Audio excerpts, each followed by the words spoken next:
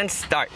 Oh, our car doesn't start. We need a jump start. And the HULKMAN Alpha85S, this thing allows me to jump start my car really easy. Let's go ahead and use this right now. Let's go ahead and open up our hood of our car and raise it up right here.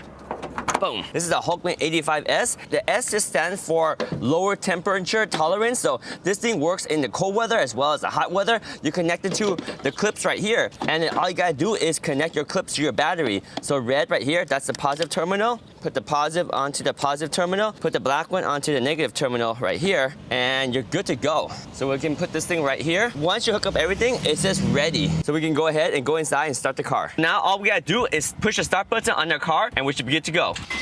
Boom! Our car started right up. So quick, so easy. That's the power of the HULKMAN Alpha85S. So now we can go ahead and remove it. So I think it was at like 59%. Now it's at 54%. So only about 6% power is all the HULKMAN 85S needed to jumpstart the car. So now that it's jumpstart, I can go ahead and take this out and take this out, and we can go move our car and do whatever we want, because that HULKMAN Alpha85S has done the job. And by the way, in case you want to, there's also a nice light on this thing too.